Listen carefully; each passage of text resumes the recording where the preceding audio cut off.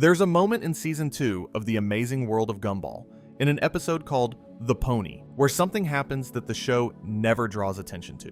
It's played for a quick gag, and then it's gone. Gumball and Darwin are walking down the sidewalk, and they bump into this blue Cyclops kid. Tall, lanky, single eye, kind of goofy looking. He waves at them. He's clearly excited to see them. He knows their names, and they don't know his. They call him Rich, which isn't his name. They make some offhand promise about hanging out later. The kind of promise you make when you don't mean it, when you're already looking past the person you're talking to. And then Darwin kicks him into an open manhole, just pushes him right in. They don't look back. They don't check if he's okay. They just walk away, already talking about something else. His name is Rob, and I think about that moment a lot. I think about it because the show treats it like nothing. It's a 3-second gag, sandwiched between other gags, in an episode that's mostly about Gumball and Darwin trying to return a DVD. It's disposable. Background noise, the kind of throwaway interaction that happens a dozen times in any episode of any cartoon. And if you watched The Pony when it first aired on Cartoon Network back in 2013, I guarantee you didn't think about it again. Nobody did. And here's what makes it even more painful in retrospect. The DVD they're looking for actually ends up falling into Rob's hands while he's down in the sewer, and he throws it away. He refuses to help them. After they kicked him into a manhole, after they couldn't even bother to remember his name, he doesn't just take the abuse quietly. He's angry. He blocks their path. He argues. He pushes back. And then Darwin kicks him down a hole, and they keep walking. But here's the thing that haunts me. In spite of all that, the character page notes that Rob also showed he could easily forgive at other points, that he was fundamentally sociable and eager before the void broke him. He was the kind of person who wanted to be part of something, part of a friendship, part of a group, part of a story, so desperately that he'd accept even the most disrespectful version of inclusion over being alone. I know we're talking about a cartoon Cyclops, but I think everyone has known a person like that. The one who keeps showing up even though nobody's really inviting them. The one who laughs at jokes made at their expense, because at least it means people are acknowledging they exist. The one who helps and helps and helps, and never quite understands why it doesn't earn them the thing they actually want, which isn't gratitude, it's visibility. It's being seen. And Rob, in those early seasons, is so invisible that even his acts of kindness happen off screen. But here's the thing, the show thought about it. The writers remembered, and 3 seasons later, they turned that forgettable 3-second gag into one of the most devastatingly sad villain origin stories I've ever seen in animation. In anything, honestly. Because Rob didn't just get kicked into a manhole and forgotten. He got kicked out of reality itself. The universe looked at him the same way Gumball and Darwin did, like he was nobody worth remembering, and it erased him. Sent him somewhere called the Void, a dimension of pure TV static where everything the world considers a mistake goes to disappear. And the worst part, nobody noticed he was gone. So tonight, we're going to talk about Rob. We're going to talk about what happened to him and what it turned him into, and why I think his story might be the single most heartbreaking thing this show has ever done. Not the saddest episode, Gumball has plenty of those. Not the most emotional scene, but the most heartbreaking story. Because a sad episode makes you cry once. Rob's story makes you rethink the entire show. If you're watching this late at night, get comfortable. This one's going to take a while, and it's going to hit different than you might expect. If you haven't subscribed yet, hit that button. It really does help us keep making these long ones for you. And then settle in, because we're going to start small, with a background character nobody cared about. And we're going to end up somewhere that I think genuinely changes how you look at cartoons. Let's start with who Rob was before any of this happened to him. And I mean really was. Because most people only know the broken version. If you go back and watch Season 1 of The Amazing World of Gumball, with the specific goal of finding Rob, you're going to be looking for a while. He's there, technically. He appears at Tobias's party in The Party. He's in the crowd watching Gumball fight Tina Rex in The Fight. He shows up in hallway shots and classroom scenes. But he's never more than wallpaper. He has no lines. He has no subplot. He doesn't even have a name as far as the audience is concerned. The writers knew his name was Rob, but it was only revealed because someone asked storyboarder James Lamont about the Blue Cyclops. And he initially joked, "We do not speak of him," before actually telling them. And I love that detail. I love that even behind the scenes, even among the people who literally created him, Rob was an afterthought. He was designed to fill space. He was the kid in the classroom who exists so the classroom doesn't look empty. In a show where every character, and I mean every character, from the sentient cloud to the chin-shaped man to the literally anthropomorphic piece of toast, has a personality and a purpose and a reason to exist, Rob had nothing. He was the one character who was just there. Or more accurately, he was the one character whose whole deal was that he wasn't really there at all. And look, I've watched a lot of cartoons. I've spent more time than is probably healthy thinking about the background characters in animated shows. But I can't think of another show that did what Gumball did with this concept. Because most shows, if they have a forgettable background character, they either eventually give that character a spotlight episode and a personality, or they just leave them in the background forever. Gumball did something completely different. Gumball said, what if the show itself knew this character was forgettable? What if the fictional universe treated him the same way the audience did? What if being a background character wasn't just a meta joke, but a genuine existential crisis? That's the seed of Rob's entire story, and it doesn't even start to grow until season 3. Okay, so let me set this up properly. Season 3, episode 12, The Void. This is the episode that changes everything, not just for Rob, but for the entire show. It aired in 2014, and it introduced a concept so unsettling that I genuinely think it would keep some adults up at night if they really sat with it. Here's what happens. Gumball and Darwin are at a cheerleading practice when Gumball notices something weird. There's a gap in his memory. He feels like someone is missing from their class, someone they used to know. He can't remember who, and neither can Darwin, and neither can any of their classmates. Nobody can. It's like the person was just removed, not just from their lives, but from their memories, from photographs, from the school roster. Even their locker is gone. The wall has folded in on itself where it used to be. Eventually, with the help of Mr. Small, and this is where the tinfoil hats come in, which, okay, that's a whole other conversation. They figure out that the missing person is Molly Collins. She's this gray sauropod character who appeared in season 1 and then just vanished in season 2. And the show's explanation for where she went is one of the most quietly horrifying things I've ever seen in a children's cartoon. The world erased her. The universe, the actual sentient universe of the show, decided that Molly was a mistake. She was too boring. She didn't contribute enough. She didn't serve a narrative purpose. So the world sent her to a place called the Void, a dimension of pure static and visual noise where every mistake the universe has ever made gets stored. Not destroyed, stored, kept in limbo, frozen, forgotten. Hairspray from the 80s is in there, the Hindenburg, Laserdisc technology, the mullet, and Molly, a 12-year-old girl, banished to the same dimension as the mullet because the universe decided she was equally useless. And I need to stop here and really talk about the Void as a concept because I think it's one of the most sophisticated ideas in children's television, and it's the foundation of everything that happens to Rob. The Void operates on 2 levels simultaneously. On the surface, it's a joke about things that are outdated or bad, discarded fads, obsolete technology, fashion mistakes. It's funny to see the Hindenburg floating next to a pile of jorts. But on a deeper level, the Void is a metaphor for obsolescence, for irrelevance, for the way the world moves on from things and people that it decides aren't worth keeping. And the scariest thing about the Void isn't what it does to you, it's what it does to everyone else. When the Void takes someone, it doesn't just remove them, it erases all evidence they ever existed. Memories vanish, photographs change, lockers disappear, the world folds in on itself to cover the gap. It's not just death, it's unbeing. It's as if you were never born.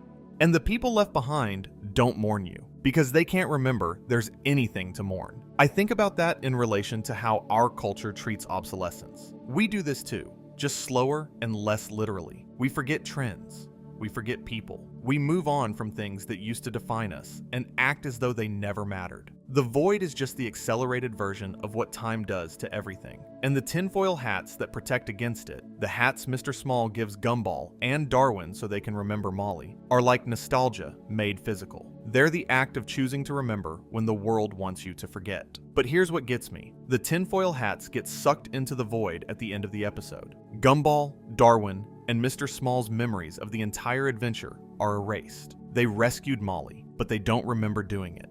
The act of remembering is itself forgotten. The Void wins even when it loses. And that's the system Rob is fighting against.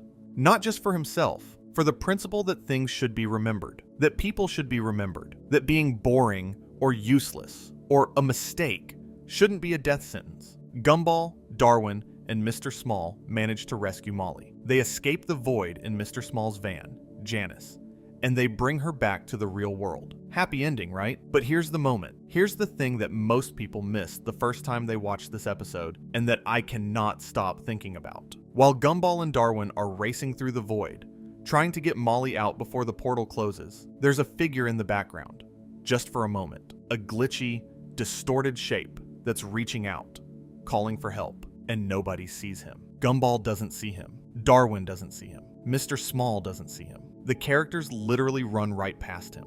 They're so focused on Molly, on the person they came to save, that they don't even register that someone else is drowning right next to them. That figure is Rob, and this is where I need you to really think about what that means. Because I've rewatched this scene probably a dozen times putting this together, and every time I notice something new about how carefully the show frames it. Rob isn't hidden in the background as an Easter egg for eagle-eyed viewers. He's right there. He's visible. He's waving his arms and screaming. But the characters don't see him because they were never going to see him. He's not important enough to notice. He never was. He's the kid whose name they forgot on the sidewalk. He's the student nobody remembered was missing. And now he's trapped in a dimension of pure nothing. And the only people who could save him are running past him without a second glance, because they came for someone else. I know it's a cartoon. I know it's played for narrative purposes and not explicit emotional weight in this particular episode, but I can't get over how perfectly, how precisely, this mirrors what it feels like to be invisible, to be in a room full of people and feel like none of them would notice if you disappeared, to ask for help and have nobody hear you. The show doesn't make a big deal of it in The Void. It's foreshadowing, technically, a setup for what comes later. But the foreshadowing itself is the cruelest part, because it means the show knew Rob was there. The writers put him there on purpose. They wrote a scene where a character begs to be saved and is ignored, and they played it in the background of a comedy episode. And they trusted that the audience wouldn't notice either, and we didn't. That's the point. We proved the show right. Okay, so Rob doesn't get rescued in The Void, but he does escape, sort of, while Gumball, Darwin, and Mr. Small are driving Janice out of the void through the closing portal. Rob manages to grab onto the back of the van. He clings to it as it rockets through the gap between dimensions, and he makes it out. But the portal is closing as he passes through, and his body gets caught in the transition. He's dragged against the edge of reality itself. When Rob arrives back in the real world, he's not the same. The tall, slim, blue Cyclops with the single magenta eye and the goofy crop top, that version of Rob is gone. What comes out the other side is something broken. His body is polygonal and distorted, like a 3D model that failed to render properly. Parts of him are made of static, actual television static, buzzing and flickering across his skin. His proportions are wrong. His face is asymmetrical. He looks like a character that a computer tried to draw from memory and got wrong. He looks like a glitch. And I need to talk about this design for a second, because it's one of the most brilliant visual choices in the entire show. In a series where every character is animated in a completely different style, Gumball is 2D, Darwin is 2D, Banana Joe is stop-motion clay, Tina Rex is CGI, the backgrounds are photographs of real-world locations. Rob's post-void design doesn't belong to any of those categories. He's none of them, and all of them at once. He's a character whose animation style itself is corrupted. He exists between formats, between techniques, between realities. His static isn't a costume or an injury. It's what happens when the universe tries to erase you and doesn't quite finish the job. And the show uses this visually in really clever ways throughout his appearances. In The Nemesis and The Disaster, his static can actually be manipulated with a TV remote, because his body is partially made of broadcast signal. You can change his channel. You can adjust his volume. He's literally part television. When he's angry, his static glows white. When he's being villainous, it turns dark navy blue. It's not just a character design. It's a visual language. The static tells you what Rob is feeling at any given moment, because Rob himself often can't. I've actually had conversations with people about this, about whether Rob's broken design is meant to make you feel sorry for him or scared of him, and I think the answer is both. And I think that's intentional, because the show needs you to understand that what happened to Rob is horrifying. It needs you to look at him and feel viscerally wrong about it. But it also needs you to understand that Rob himself doesn't fully grasp what he's become. He's walking around Elmore, looking like a corrupted save file, and nobody tells him, and nobody helps him, and nobody even seems to register that something terrible happened to this kid. Because in Elmore, where a cloud person goes to school with a paper bear and a sentient balloon, looking weird isn't unusual. But looking broken, looking like you've been chewed up and spat out by reality itself, that's different. And the show knows it's different. There's something else about his design I want to mention, because I don't think people talk about it enough. Before The Void, Rob was a three-dimensional character, literally three-dimensional, rendered in CGI in Season 1 with a fully modeled body and proportional limbs. In Season 2, he was briefly redesigned in 2D with more balanced proportions. But after The Void, he's returned to 3D, except wrong, distorted. Like someone took his original model and corrupted the data. The animation team made a deliberate choice to connect his broken appearance to his original form, to show you that this is the same person, damaged beyond recognition, but still, underneath all the static, the kid who waved at Gumball on the sidewalk.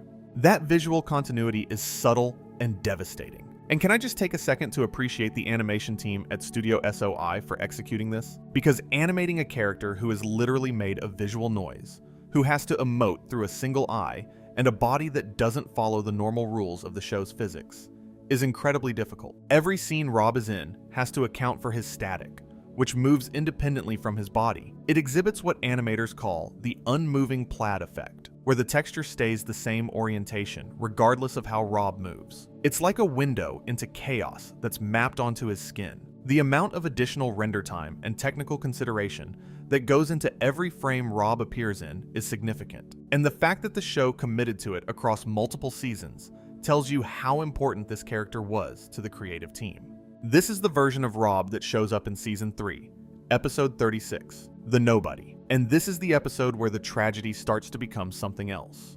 The Nobody opens with Gumball and Darwin at home, noticing that things have been going missing. $20 from Nicole's purse, Richard's toothbrush, Anace's Daisy the donkey doll. Nobody can figure out who's responsible, and Gumball and Darwin get blamed and left behind while the rest of the family goes to the museum. It plays like a mystery episode for a while. Who's the thief? Is it Gumball? Is it Darwin? Is there a ghost? And then they find him. In the basement. A basement the Wattersons apparently didn't know they had, which, by the way, is such a perfect detail for this family. They literally had a room in their house they forgot about, the same way they forgot about the person hiding inside it. Rob has been living in their basement, stealing small things to survive, because he has nowhere else to go. And when they confront him, he doesn't fight, he doesn't run. He sits there and he says, in this quiet, defeated voice, "I'm a nobody." He says he has no purpose, no identity, no memory of who he used to be. The void didn't just break his body, it took his past. He doesn't have a family. The show actually confirms this. Rob has no parents, no siblings, no home. He is a character who exists without any of the things that make existence bearable. And here's the moment that kills me. Gumball and Darwin, being Gumball and Darwin, decide to help him. They're going to give him a new identity, a fresh start. They start brainstorming roles he could play in Elmore. Maybe he could be a love interest or a mentor or a comic relief character. But every positive role they suggest is already taken. There's already a bully. There's already a nerd. There's already a jock. The good parts in the story of Elmore Junior High are all cast. The only role nobody has filled is the villain. And that's what they suggest. Gumball and Darwin, the protagonists, the heroes, the characters the entire show revolves around, look at this broken, amnesiac, homeless person and say, "You should be our enemy." They say it casually. They say it like they're helping. And in a way, they are. They're giving him a purpose, a direction, a reason to keep existing. But they're also defining the terms of his existence for him. They're not asking Rob what he wants to be. They're telling him what's available. And what's available is the worst option. The one nobody else wanted. And that's when Rob remembers. The suggestion triggers his memory. He remembers the void. He remembers calling for help. He remembers Gumball and Darwin running past him without looking. And something shifts in his face, or what's left of his face. His static flickers. His eye narrows. And he says the words that launch his entire arc. "I will be your worst nightmare. I will destroy everything you care about. I will take away everyone you love. I will be your nemesis." And Gumball's response? Huh, cool, glad we could help. They just walk away. The episode ends with Rob standing there, having just declared war on the two people in front of him, and they're already thinking about something else. His moment of transformation, his villain origin story, his declaration of purpose, means nothing to them. It's background noise, just like he always was. I've seen a lot of people talk about this scene as a funny subversion, and it is. It's genuinely hilarious. Gumball's deadpan response is perfect comedy writing, but underneath the joke is something so sad that I'm not sure the show fully intended it, or maybe it did, because Gumball has always been a show that puts the joke in front and the pain behind it. Rob is standing at the most important moment of his life, and the people it's directed at don't care. He finally matters to himself, and he still doesn't matter to anyone else. And you know what I keep thinking about? I keep thinking about the fact that Rob has no family. The show tells us this explicitly in The Nobody. He has no parents, no siblings. Now, at the time he said this, he was suffering from amnesia, so there's a chance the show was leaving room to revisit that later. And Bacalé has actually hinted that the movie might explore Rob's family history. But in the context of the original series, Rob is a character with no one, no home, no family, no friends, no role in the world, except the one forced on him. When he declares himself Gumball's nemesis, he's not choosing villainy out of malice. He's choosing it out of loneliness. It's the only relationship available to him. Being someone's enemy is better than being no one at all. I think about that in relation to the broader show too. The Amazing World of Gumball is fundamentally about family. Every major character arc, every emotional beat, every season finale comes back to the Wattersons and the bonds between them. Nicole's ferocity comes from protecting her family. Richard's incompetence is endearing because his love for his kids is genuine. Darwin's entire existence, his evolution from a pet goldfish to a walking, talking family member, is a story about chosen family. Even the side characters have families. Banana Joe has his parents. Tobias has his sister Rachel. Penny has her shell-wearing relatives. Rob has nobody. He's the only recurring character in the show who exists entirely alone. And I think the show understands what that means, even if it doesn't always spell it out. Because when you strip away the comedy and the meta-narrative and the fourth wall breaks, Rob's story is about what happens to a person when there's nobody in the world who cares if they exist. That's not a cartoon problem. That's a human one. And the fact that Gumball explores it through a one-eyed glitch made of TV static doesn't make it less real. If anything, it makes it more painful, because the medium, the bright colors, the goofy designs, the 11-minute runtime disguises the depth of what's being said. I want to sit with that for a second before we move on, because I think it's the core of everything that comes after. Rob's tragedy isn't that bad things happened to him, although they did. It's not that he was forgotten, although he was. Rob's tragedy is that even when he fights his way back, even when he remakes himself, even when he screams at the top of his lungs, the world still treats him like a side character in someone else's story, because that's what he is. That's what the show is called. The Amazing World of Gumball. Not Rob. Gumball. It's right there in the title. The universe literally revolves around someone else, and Rob knows it, and there's nothing he can do about it. And that's not a metaphor the show leaves implicit. Rob figures this out. He becomes, eventually, one of only two characters in the entire series. The other being the Shady Man, the mysterious figure who runs the awesome store, who understands that the world of Elmore is fictional. He knows he's a character in a TV show. He knows Gumball is the protagonist. He knows that the reason he was erased is that he wasn't useful to the story. And he knows that the only way to keep existing is to make himself useful, to play a role, any role, even if that role requires him to hurt people. Let me trace the arc, because watching it unfold across seasons is where you start to see just how carefully this was built.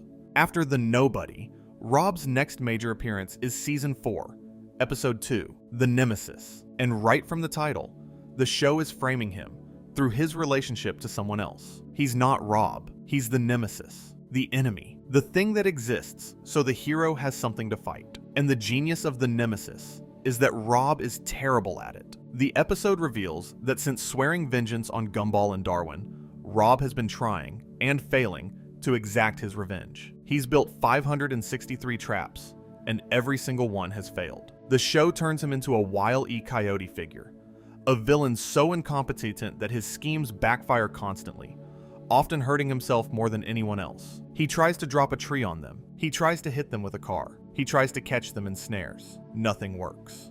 And there's something darkly funny about it, because the show is doing two things at once. It's making fun of cartoon villain tropes, and it's showing you that Rob can't even be a villain properly. He can't even do the one thing he's supposed to do. He can't even fill the only role available to him. And this is the episode where Gumball and Darwin decide to help him again. Except this time, instead of helping him find an identity, they're helping him be a better villain. They give him a costume, thrown together from household junk, a kitchen colander for a helmet, cardboard for armor, tissue boxes for boots. They give him a catchphrase, "You just got wrecked," and they give him a name, Dr. Wrecker, after watching him stomp his groceries in a fit of rage. And here's the detail that sticks with me. They give him a voice. Literally. Gumball fiddles with Rob's body. Because remember, Rob's post-void form can be manipulated like a television set, and changes his voice until it sounds deep and British and menacing. The voice actor for this new villain persona is David Warner, who, if you know anything about British acting, was one of the greatest screen villains of all time. He played evil in Tron, in Time Bandits, in so many things, and the show cast him specifically to give Rob the kind of voice that a real villain would have. Even his voice isn't his own. It's a costume, just like the colander on his head. With his new identity, Dr. Wrecker attempts his grand plan, destroying the Elmore Dam to flood the entire town. It's the kind of big, apocalyptic scheme that a proper cartoon villain would cook up. There's just one problem. Elmore doesn't have a dam. Rob misread a sign. The Elmore Dam was actually the Elmore Car Damage Repair Center, partially obscured by a bush. His wrecking ball destroyed a vending machine. That's it. His big villain moment amounts to knocking over a snack dispenser, and the episode ends with Gumball and Darwin feeling sorry for him, again, and deliberately walking into one of his earlier traps to make him feel better. They hang there, caught in a snare, asking Rob to let them down. And for the first time, something real happens in Rob's eye. He looks at them, dangling there, and he laughs. Not a practiced villain laugh, a real one. A laugh that says, "I did it. I caught them. This works." And he walks away, leaving them hanging. And the laugh continues as the credits roll. It's a small win, a pathetic one, honestly. He caught two kids who wanted to be caught. But for Rob, it's the first time the world has ever done what he wanted it to do. Even if it was a lie, even if Gumball and Darwin let it happen, it was something. And if you're paying attention, you can see the moment where the comedy stops and the sadness starts. Because Rob doesn't know they let him win. He thinks he earned it, and the show lets him have that.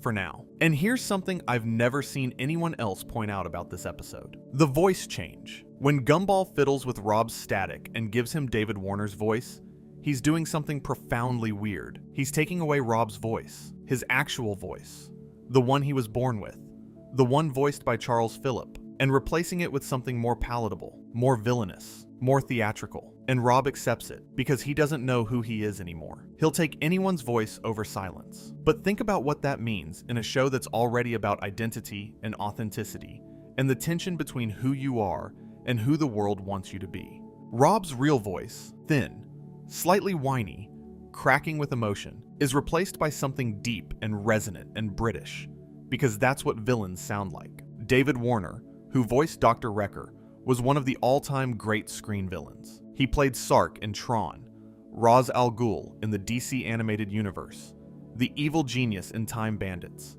Nergal in the grim adventures of Billy and Mandy. He died in July 2022 at the age of 80, just 5 days before his 81st birthday. And the fact that the show borrowed his iconic villain voice for Rob, a character who doesn't want to be a villain, is such a perfectly layered piece of casting. Rob sounds like a villain because the show made him sound like one, just like it made him be one.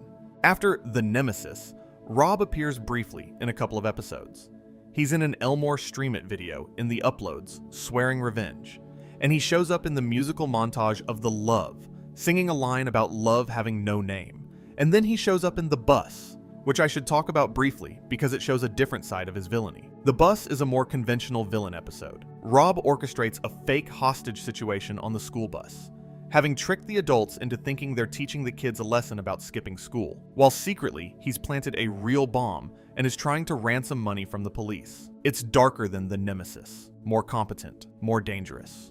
But there's a moment in the episode where Gumball is fighting Rob on the wing of an airplane. Because of course there's a plane involved. This is Gumball. And Gumball says something like, "Fighting on the wing of a plane is way more fun than math class." And Rob snaps back, "This isn't supposed to be fun." And when Gumball asks why he's doing it then, Rob says, "Because I'm a villain. What choice do I have? All I've got on my resume is laughing maniacally, monologuing about evil plans, and a major in Canadian history. I can't exactly go into catering." And I love that line. I genuinely laugh every time. But it's also the most succinct summary of Rob's entire situation. He's trapped in a career he didn't choose, with qualifications he didn't earn, doing a job he's not suited for, because the universe left him no other options. That's not a villain monologue. That's a mid-career crisis. That's someone who fell into the wrong profession because nothing else was hiring. But the nemesis and the bus are just the warm-up. The real Rob episode, the one that I think is the single best two-part story in the entire series, and honestly, one of the best things Cartoon Network has ever aired, is the Season 4 finale / Season 5 premiere doubleheader, The Disaster, and the rerun. I've been putting off talking about these episodes because I want to do them justice, and they are dense. They aired in 2016, The Disaster, as the final episode of Season 4 on October 27th, and The Rerun as the premiere of Season 5. And together, they represent the moment where the amazing world of Gumball stopped being a show that was occasionally deep and became a show that was genuinely, uncomfortably profound. Here's the setup. Rob acquires a universal remote from the Awesome Store, the mysterious van run by the Shady Man, for $12.99. And this isn't a regular remote. This thing can control reality, pause, rewind, fast forward,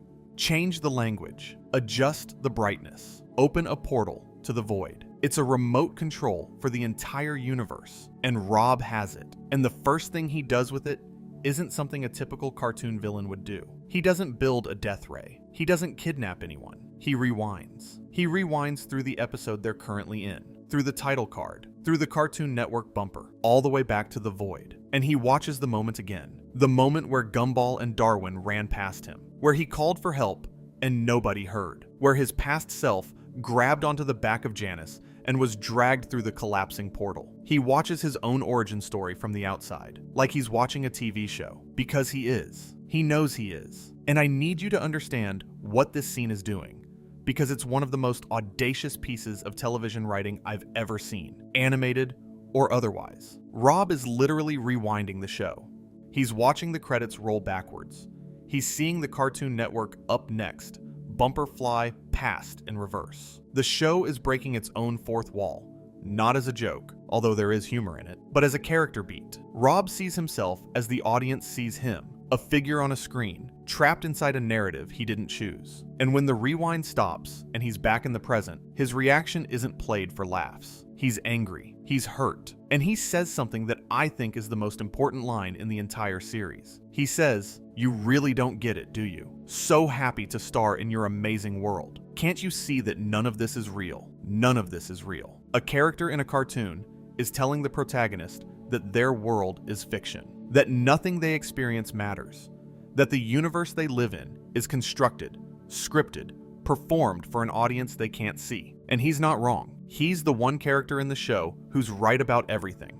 Every other character in Gumball goes about their day believing their lives are real, and Rob is the only one who knows the truth. And the truth has made him miserable. And I keep thinking about the visual language of that rewind sequence, because the show does something with it that I'm not sure any other animated series has attempted. When Rob rewinds, he doesn't just go back in time within the story. He rewinds through the production elements. The title card dissolves back into the frames that came before it. The Cartoon Network Up Next bumper, the Check It 3.0 branding that the network was using at the time, flies past in reverse. He rewinds past the end credits of a previous episode. He's moving through the metastructure of the show itself, the stuff that exists between episodes, the infrastructure that holds the fiction together. And for most viewers, that stuff is invisible. You don't think about title cards and network bumpers and end credits when you're watching a show. They're the background noise of television. They're the static. And Rob, a character literally made of static, moves through them like they're physical spaces, because for him, they are. The production apparatus isn't invisible to Rob. It's his world. He lives in the margins of the show, in the spaces between episodes, in the gap between what's on screen and what's behind it. I've watched that rewind sequence probably 15 times now, and every time I notice something new. The way the music plays backwards, the way Rob's face changes as he watches himself being abandoned, the way the show's own credits become a set piece in its most emotional episode. It's one of those moments where you realize that the people making this show are operating on a completely different level than what you'd expect from a children's cartoon on Cartoon Network at 5 in the afternoon. Because what do you do with that knowledge? Seriously, think about it. If you found out right now that your entire life was a story someone else was telling, that your friendships, your family, your experiences were all written to serve someone else's narrative, what would you do? You'd probably lose your mind. And that's essentially what happens to Rob. The knowledge that he's fictional doesn't set him free. It traps him in a different kind of void, a psychological one, where nothing he does feels like it matters because he knows it's all scripted. Except it's not all scripted, because Rob is doing something the script didn't plan for. He's breaking the story. He's using the universal remote to tear Gumball's life apart, and the show treats this as genuinely threatening in a way that nothing else in Gumball has been before. Darwin's adoption gets weaponized. Rob puts fake subtitles in front of Gumball, making Darwin think his brother secretly resents him for being adopted, calling him a glorified pet. Darwin runs away in tears. Nicole and Richard, Rob takes the parental filter off their relationship, and all their suppressed resentments come flooding out, leading to a divorce. Penny, Rob manipulates the situation, so Gumball appears to kiss Sarah in front of Penny, destroying their relationship. One by one, Rob dismantles every relationship Gumball has, not through violence, through language, through perception, through the tools of storytelling itself, subtitles, rewinding, editing. He's not punching Gumball, he's rewriting his story, and that's so much worse. And then comes the confrontation. Gumball corners Rob, demands to know why he's doing this, and Rob delivers his thesis. He says he never wanted to be the villain. He wanted to be the cute sidekick who gets his own plush toy and a spin-off show, but every good role was taken. The hero slot, the best friend slot, the love interest, all filled. The only part left was the villain.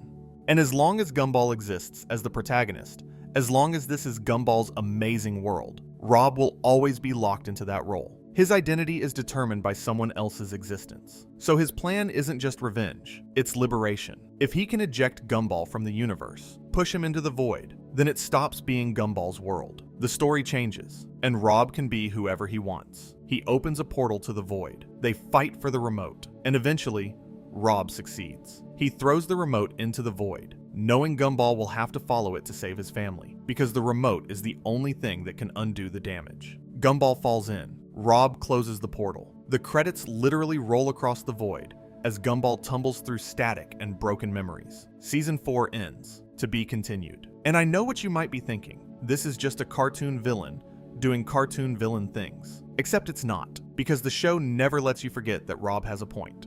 Gumball did leave him in the void. The world did decide he was useless. He was forced into villainy because no other role existed for him. Every single thing Rob says in The Disaster is true. His methods are wrong, but his grievance is legitimate, and the show knows it. The rerun is the resolution, and it does something remarkable. It makes both sides sympathetic. Gumball manages to hit rewind at the last second before hitting the bottom of the void, sending himself back to the beginning of the day. Armed with knowledge of what's coming, he tries to stop Rob. They fight again. It gets worse. This time, Rob doesn't just break Gumball's relationships. He starts erasing his family from existence. Aeneas shrinks, loses her limbs, and vanishes. Darwin suffocates, shrinking back to the size he was when Richard bought him from the Awesome Store, gasping for air. And this is the scene. This is the one I can't get out of my head. Darwin doesn't just disappear, he suffocates on screen. In a children's cartoon, he shrinks down to a tiny goldfish, flopping on the ground, unable to breathe. And Gumball holds him, screaming, trying to save him, and there's nothing he can do. Darwin dies. Rob killed Darwin. And for about 30 seconds, Gumball just stands there. And then he turns to Rob, and he's not scared anymore. He's furious. He attacks Rob with everything he has, and you can feel the shift in the show. This isn't slapstick anymore. This isn't cartoon violence. Gumball is trying to hurt him. Because Rob took Darwin away, And even though we know the remote can fix it, even though we know this is a cartoon, and nobody stays dead, the emotion is real. The anger is real. For 30 seconds, The Amazing World of Gumball becomes a show about grief and rage and the horrible things people do when they lose the person they love most. I need to talk about why this works, because on paper, it shouldn't. This is a show where characters get flattened, exploded, melted, and demolished on a regular basis, always bouncing back by the next scene. Death in Gumball is a joke, usually. So why does Darwin's death feel different? Why does it actually hurt? Because the show earns it. The disaster and the rerun spend their entire runtime building to this moment. The stakes escalate slowly. First it's just words, the subtitles. Then it's emotions, the relationships falling apart. Then it's physical, the family transforming. And finally, it's existential, people ceasing to exist. By the time Darwin is gasping on the floor, the show has methodically stripped away every safety net the audience has. You can't laugh this off. You can't assume it'll be fine. The remote might fix it, but in this moment, in this frame, a character you love is dying, and the person responsible is standing there watching. And the animation team, I keep coming back to how much credit the animators deserve, does something specific with this scene that makes it land. Darwin doesn't just shrink, he regresses. He goes back to what he was before the Wattersons gave him a life. Before he grew legs, before he evolved, before he became a person. He becomes a regular goldfish again, a pet, a thing, and then he suffocates because goldfish can't breathe air, and Darwin forgot that he couldn't either, once. Rob didn't just kill Darwin, he undid him. He reversed his entire character arc in seconds. He took a character defined by growth and evolution and belonging, and he sent him backwards until there was nothing left. And if that isn't the most precise, most targeted cruelty imaginable, I don't know what is. Because Rob isn't just hurting Gumball, he's doing to Darwin what the Void did to him, taking everything that makes a person, and stripping it away. And I don't think Rob planned it that way. I don't think he sat down and designed Darwin's death to mirror his own experience. But the parallel is there, and it's sickening, because it means the cycle of pain is self-perpetuating. Rob was broken by the universe, and now he's breaking others the same way. He's become the thing that hurt him, and the show doesn't shy away from that. It shows you the full weight of it, and then it asks you to still feel sorry for him. But then something else happens. Something I think is the emotional core of the entire series. Gumball wins. He gets the remote. He ejects Rob into the Void, and Rob starts to dissolve. Same as the Void dissolves everything. His body breaks apart. His static crackles and fades, and he starts running, not toward Gumball, away from him, deeper into the Void. And Gumball follows. Even after everything Rob did, after he destroyed his family, after he killed his brother, after he tried to erase him from existence, Gumball jumps into the Void to save him. Because he understands, maybe not consciously, maybe not in a way he could articulate, but somewhere inside that blue cat's impulsive, selfish, enormous heart, he understands that Rob didn't choose this, that the world made him this way, that the villain of the story is also its victim. And I think this is the moment where the show earns the right to call itself something special. Because most cartoons, most stories of any kind, draw a clear line between hero and villain. The hero is right, the villain is wrong, and the hero's job is to defeat the villain. Simple, clean, satisfying. But Gumball doesn't do that here. Instead, it puts its hero in a position where the most heroic thing he can do is save the person who hurt him the most. Not because Rob deserves it by any conventional measure, but because refusing to let someone fall, even someone who pushed you first, is what being good actually means when it's hard. And the show doesn't make this easy for Gumball.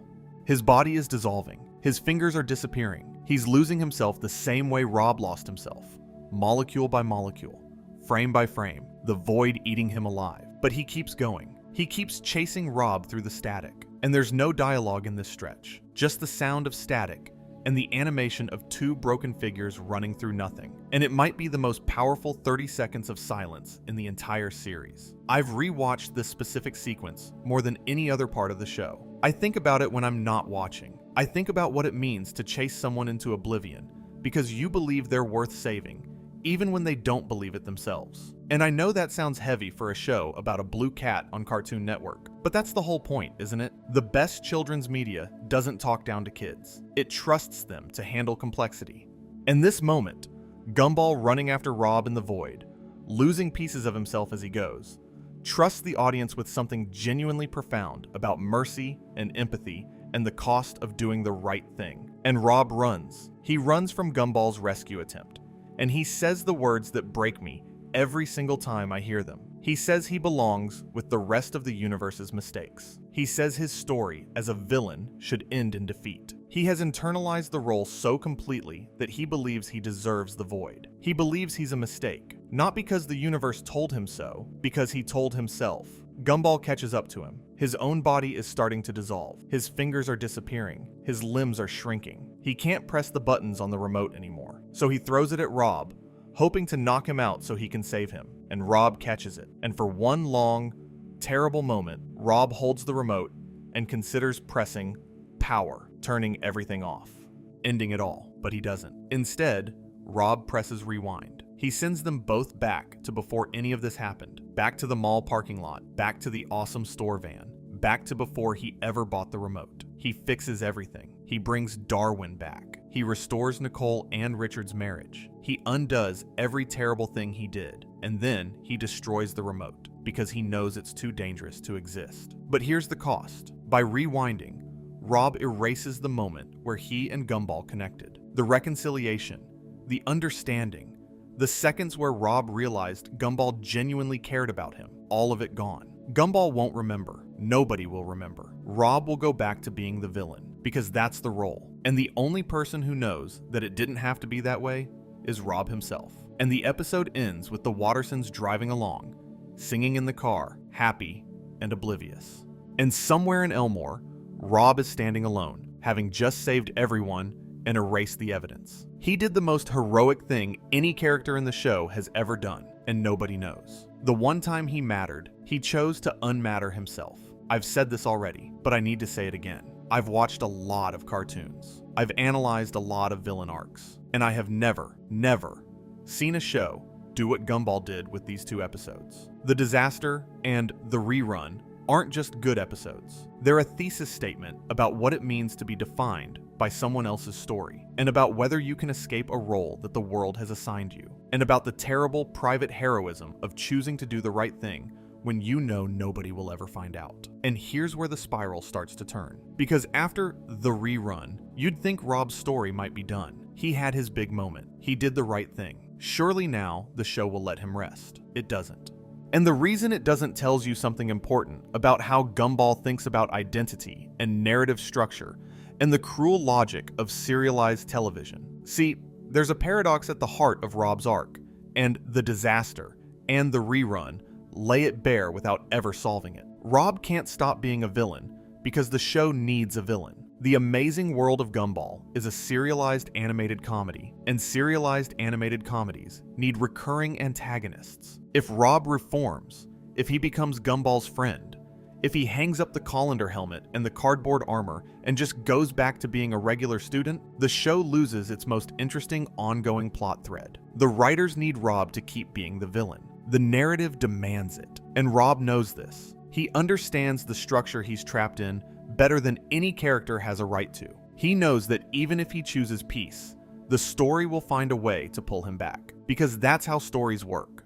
That's what villains do. They return. They escalate. They maintain the tension that keeps audiences watching. Rob isn't just fighting Gumball. He's fighting the gravitational pull of narrative itself.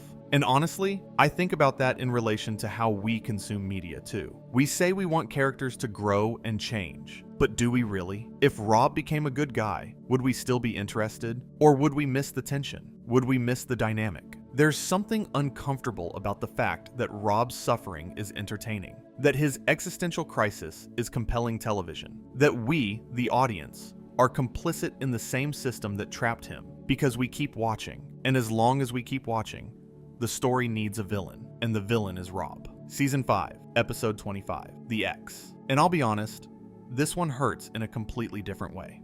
After the events of The Rerun, which remember, Rob undid with the remote, So from Gumball's perspective, none of that emotional breakthrough ever happened, though. Rob decides he doesn't want to be Gumball's nemesis anymore. The emotional weight of what happened, even if nobody else remembers, has changed him. He's tired. He can't keep hating someone who tried to save his life, even if that person doesn't know they tried. So he finds a new nemesis, Banana Joe. He tells Gumball that Banana Joe is easier to hate, and that line, that one line, might be the saddest thing Rob ever says. Not because it's dramatic or tearful, but because it's so matter-of-fact. He's not making a grand declaration. He's just tired. Hating Gumball was complicated. It required remembering pain. It required confronting the unfairness of his existence. Banana Joe is simpler. Banana Joe is just a banana with googly eyes. There's nothing emotionally fraught about trying to destroy him.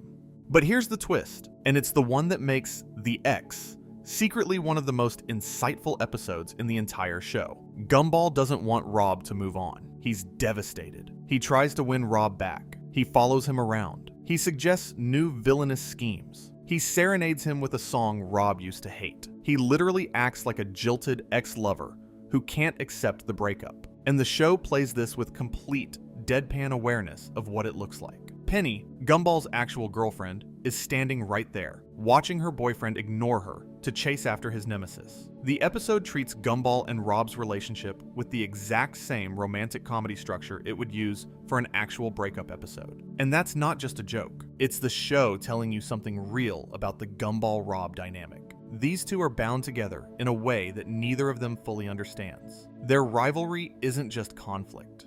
It's the most important relationship in Rob's life, and possibly one of the most important in Gumball's, and the fact that neither of them can name what it actually is. Not friendship, not hatred, something stranger and more codependent than either, is part of what makes it so compelling. The episode ends with Rob strangling Gumball in a fit of rage, played in slow motion, scored with a Whitney Houston parody called Love Me Forever, and declaring that Gumball is the most insufferable, annoying person he's ever met. Gumball is delighted. He got his nemesis back, and Rob is back to square one, locked into a role he didn't choose, in a relationship he can't escape, defined by his opposition to someone who treats the whole thing as a game. And I want to dig into the Whitney Houston thing for a second, because the show is making a very specific creative choice by scoring Rob's rage with romantic music.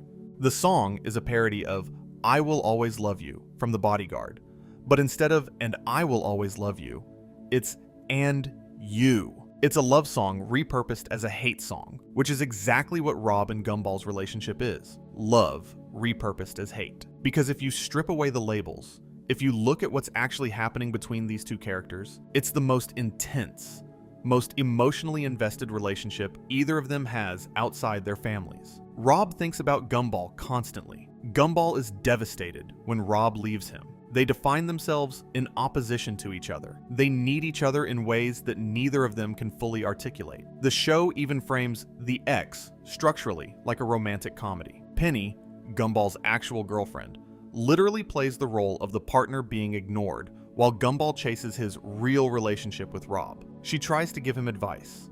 She tries to get him to let go. She watches, exasperated, as Gumball puts more emotional energy into getting his nemesis back than he puts into anything else. It's funny because it's absurd. It's sad because it's true. The most honest relationship in Gumball's life might be the one he has with the person who hates him. And there's a production detail about this episode that I find interesting. The X is Rob's 6th major appearance in the series. The wiki tracks this precisely. The previous 5 were the Nobody, the Nemesis, the Bus, the Disaster, and the Rerun. 6 major appearances across 2 seasons, and each one fundamentally changes the character. Most recurring characters in Gumball are static. Tobias is always Tobias. Banana Joe is always Banana Joe. Their personalities are consistent across episodes, but Rob evolves in every appearance. He's never the same person twice. The show treats him with a continuity and care that it doesn't extend to almost anyone else. And I think that tells you something about how much the creative team valued this character, even when he was being treated as a joke within the fiction. There's also a moment in The X that I want to highlight because I think it encapsulates the cruel irony of Rob's position. When Rob returns Gumball's stuff, the physical possessions, from their time as nemesis, he does it the way an ex-partner would. He shows up at the door, he hands over a box, He tries to be civil, and Gumball is standing there in the doorway, watching his nemesis walk away, looking like someone watching their soulmate leave for the last time. This is a cartoon about a blue cat, and it's making me feel things about a breakup between two characters who technically want to destroy each other. That's what Gumball does. That's the trick. It takes ridiculous premises and finds the real human emotions hiding inside them. And Rob's story is the ultimate expression of that. A premise so absurd, a background character achieves self-awareness and becomes a villain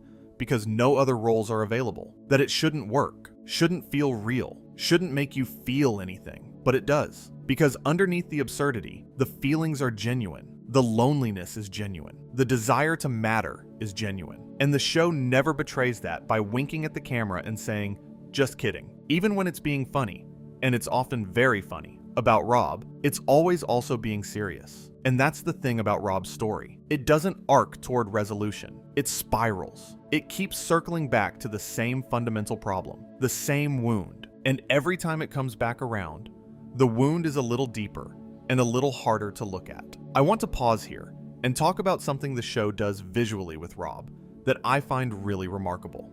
Every time Rob appears in an episode after The Nobody, the show uses his static as a kind of emotional barometer. I mentioned this earlier, but I want to go deeper. When Rob is calm, which is almost never, his static has a soft, vaguely blue hue. When he's angry or stressed, it brightens and crackles. When he's being genuinely malicious, it goes dark navy. And in the moments where he's vulnerable, where the mask slips, and you see the frightened kid underneath the villain, the static almost seems to thin out, like you can nearly see through to whatever's underneath. It's such a smart visual choice, because it gives the animators a way to communicate emotion that no other character in the show has. Gumball emotes through his face, through exaggerated expressions and physical comedy. Darwin does the same, but Rob's face is half static. His expressions are limited by his distortion. So the show found another way. They made his entire body an emotional canvas. You don't read Rob's feelings on his face. You read them on his skin. It's like he's wearing his psychology. And there's a specific detail that I think is really poignant. In The Nobody, when Rob first reveals himself in the basement, his static has a softer texture with visible scan lines and less contrast. It almost looks like an old analog television. But from The Nemesis onward, the static changes to a coarser, noisier look, like the signal is degrading, like whatever's left of Rob's original self is getting harder to receive. The longer he plays the villain, the more of himself he loses, and the static reflects that. Okay, I've been going on about the visual design for a while, but I think it matters. In a show that communicates through its visuals as much as Gumball does, where the mixed media aesthetic isn't just an art style, but a storytelling tool, the way Rob looks is the way Rob feels, and the way Rob feels is broken.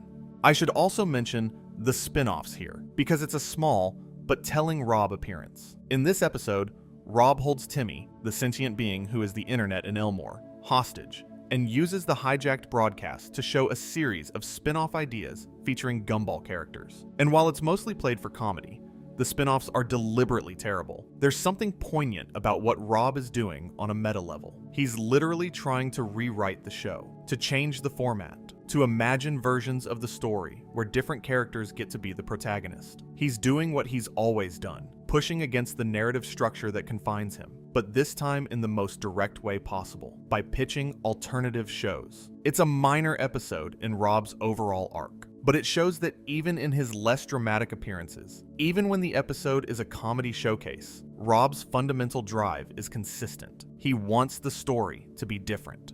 He wants someone else to get a chance.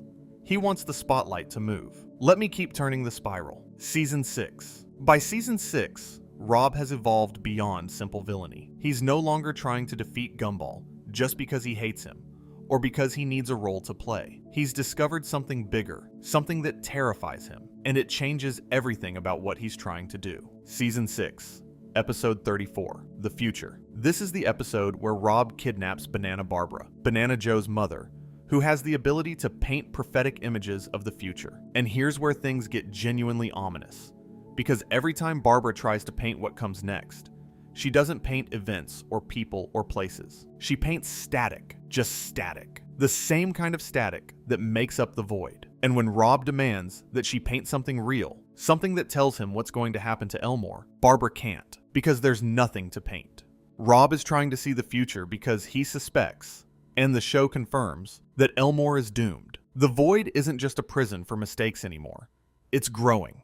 It's coming for everything. The entire world is going to be erased, and Rob is the only person who knows. And think about what that means for his character. He's spent seasons being treated as a villain, a joke, a background nuisance. But now, he's the only person in Elmore with knowledge that could save everyone. And nobody will listen to him. Nobody trusts him. Nobody takes him seriously, because he's the villain. He burned that bridge years ago, or rather, the universe burned it for him. And there's a scene in the future that I think perfectly captures Rob's communication problem. When he's trying to get Barbara to paint the future, and she keeps painting static, he gets increasingly frustrated. And Barbara, being Barbara, responds to his demand for information by telling him random facts. Your stomach produces a new layer of mucus every 2 weeks. Otherwise, it'll digest itself. A blue whale's toot bubble is large enough to enclose a horse. And then, whispered, hippopotamus milk is pink. It's hilarious. It's one of the funniest exchanges in the series, but it's also Rob's entire life distilled into 30 seconds. He's asking the most important question anyone in Elmore has ever asked. What happens next? Does this world survive? And the person who might have the answer is giving him fun facts about hippo milk. The universe won't even take his existential crisis seriously. Even when the stakes are literally the end of everything, Rob can't get a straight answer. And there's a detail about this episode that I didn't notice until my third or fourth rewatch.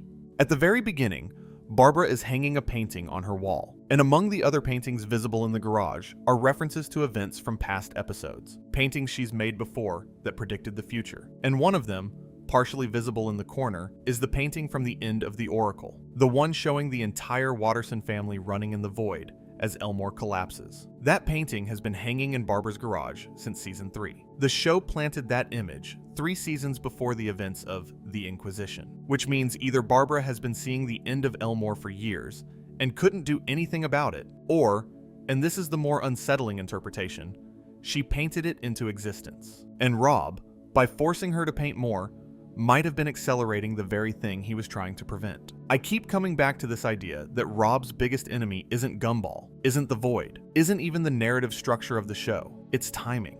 He's always either too early or too late. He finds out about the Void's threat too late to prepare. He tries to save everyone too late for them to understand. He finds redemption too late for anyone to see it. The universe's cruelest trick isn't that it made Rob invisible. It's that it gave him vision, the ability to see the truth, to see the future, to see the danger, and then made sure nobody would believe what he saw. In the future, Gumball, Darwin, and Banana Joe show up to rescue Barbara. They fight Rob. They use Barbara's reality-altering paintings against him, and they erase him. Literally paint him out of existence with white brushstrokes across a canvas. Rob ceases to be. For the second time in his life, the universe decides he doesn't need to exist. And this time, it's the heroes who pull the trigger. And the show does something that I think is incredibly brave here. It lets you feel bad about it. Gumball and Darwin stand there after erasing Rob, and they look at each other, and they feel guilty. They ask Barbara to paint him back. She does, adding a pigtail as a small humiliation, Gumball's idea of a punishment. But she brings him back. And then Barbara turns to the camera, slowly, and says the last line of the episode. But there is no future. The screen fills with static. A shadowy figure flickers briefly. The episode ends. And if you're watching that for the first time, late at night, with the lights off, which, let's be honest, that's probably the mood you're in right now, that ending is deeply unsettling. Because you realize that Rob wasn't the bad guy in this episode. He was trying to understand a threat that nobody else can see, and he got erased for it. Again. The universe keeps punishing him for trying to matter, and the heroes keep helping the universe do it. This leads directly into the season 6 finale, episode 44, The Inquisition, the final episode of the original Amazing World of Gumball series. And this is where Rob makes his biggest move, his most desperate, most misunderstood, most tragic play. Rob disguises himself as a live-action human called Superintendent Evil, and yes, that is literally his alias, portrayed by actor Garrick Hagan, and infiltrates Elmore Junior High. His stated mission is to stamp out the cartoonish ways of the students. he starts transforming everyone into live-action humans. Masami, Tina, Tobias, Sussy, Juke, Rocky, Ocho, Banana Joe, Sarah, Penny, Leslie, Mr. Small, Anton, Bobert, Idaho. One by one, they change. The cartoon characters become real people. And at first, the episode plays this as a straightforward villain plot. Rob is taking away what makes these characters special. He's destroying their identities. Gumball and Darwin fight back, reversing the transformations, defeating Superintendent Evil. They unmask him. Tina knocks him out with her tail. The day is saved, but then comes the ending. Rob wakes up in the school. It's night. He's alone, and he looks at the empty hallway and says out loud, to no one, "I was trying to save them. If I could just make them human, they could escape to the other place. They could survive." He wasn't attacking them. He was trying to save them. The transformations weren't destruction. They were evacuation. By turning the cartoon characters into live-action humans, Rob was trying to move them into reality. The other place. The world on the other side of the screen. Our world. Before the void consumed everything. He knew what was coming. He'd seen it in Barbara's paintings. He knew Elmore was going to be destroyed. And the only solution he could think of was to change everyone into a form that could exist outside the show. But nobody listened. Nobody understood, because Rob is the villain. Because everything he does gets filtered through that label. And by the time anyone might have given him the benefit of the doubt, it was too late. The ground beneath his feet cracks open, revealing the void churning beneath the surface of Elmore. And Rob falls in, again. The last image of the original series is Rob falling into the void. The character who was erased for being unimportant, who fought his way back, who was forced into villainy, who discovered the truth about his world, who tried to save everyone and was punished for it. The last thing we see is him falling into nothing, alone, screaming, while the world he tried to protect crumbles behind him. And you know what's funny? Not funny, haha. Funny in the way that makes you stare at the ceiling at 3 in the morning. Nicole Watterson is the only main Watterson family member who never directly encounters or interacts with Rob across the entire original series. The most powerful character in the show, the one person who might have actually been able to help him, who might have been strong enough or perceptive enough to see through his villain act to the terrified kid underneath, never meets him. I don't know if that's an intentional choice by the writers or just a consequence of how the episodes were structured, but either way, it feels like a missing piece. The one person who might have understood what it feels like to have your identity defined by a role you didn't fully choose. Nicole, whose entire existence is built around being the protector, the provider, the person who holds the family together through sheer force of will, never gets the chance to look at Rob and say, "I see you." There's also something I want to mention about the Inquisition that I don't think gets enough attention. The fact that Rob delivers the final line of the entire original series. He is the last character to appear and the last character to speak. In a show called The Amazing World of Gumball, the last voice you hear doesn't belong to Gumball. It belongs to Rob, the background character, the nobody, the villain who is trying to be a hero. The show gives its final words to the person the universe tried hardest to silence. And whether or not the writers intended that as a thematic statement, I can't think of a more fitting way for the original run to end. And there's something else about the Inquisition that I keep turning over in my mind. The fact that Rob's plan required him to become human. That's not just a narrative device, it's a philosophical statement. Rob is the only character in Gumball who understands that they're all fictional. He knows he's drawn. He knows he's animated. He knows the static on his body isn't a skin condition. It's a rendering error. And his solution to the coming apocalypse is to make everyone real, to give them flesh and blood and bone, to transform them from ideas into people. It's an act of creation disguised as destruction. He's not taking away their identities. He's trying to give them the only identity that can survive outside a television show. And the fact that nobody sees it that way, that the other characters fight him, that they reverse the transformations, that they celebrate when he's defeated, that's the tragedy. Rob is literally trying to save their lives, and they treat it as an attack on their existence. Because to them, being a cartoon is all they know. Being animated is being alive. The idea that they might need to become something else to survive is terrifying to them in the same way that the void is terrifying to Rob. Everybody's afraid of losing who they are. The difference is that Rob has already lost himself and survived it. He knows that identity is flexible, that you can be broken and rebuilt and broken again and still keep going. They don't. The show ended on June 24th, 2019, And for years, that's where Rob's story sat. Unfinished, unresolved. The one character who deserved closure, more than anyone, left falling through static, with no one to catch him. And I can't overstate how much that hurt the fans. The Gumball community spent years debating the Inquisition, years arguing about whether Rob was truly a villain or a hero, years waiting for the movie that was supposed to resolve the cliffhanger. Ben Bacalé, the show's creator, said in interviews that the original plan wasn't for the series to end on that note. The cliffhanger was meant to lead into the film, but production complications and the movie's uncertain status left Rob's fate in limbo. The same place the show sent him. The universe was still doing it, even from outside the fiction. Let me tell you something about the gap between 2019 and 2025, because I think it's important context for understanding why the rewrite hit so hard when it finally arrived. For 6 years, the Gumball fandom kept Rob's story alive. There were theories everywhere, on Reddit, on Tumblr, on YouTube, on the show's official fandom wiki, which has an entire dedicated Rob wiki just for this character. People wrote essays about him, made fan art, created alternate endings, debated whether his plan in The Inquisition made sense, whether turning cartoon characters into humans would actually save them from the void, whether the other place was literally our reality or something else. And there was this ongoing conversation about Rob's moral status that I found really interesting. Some fans argued he was a hero all along, that every villainous thing he did was a misguided attempt to fix a broken system. Others pointed out that he tried to blow up a school bus full of kids, that he killed Darwin, that his methods were extreme, regardless of his motivations. And some fans, and I think these are the ones who understood the character best, argued that he was neither hero nor villain, that he was a person who had been through something awful and was doing his best to cope, sometimes admirably and sometimes terribly, the way actual people do.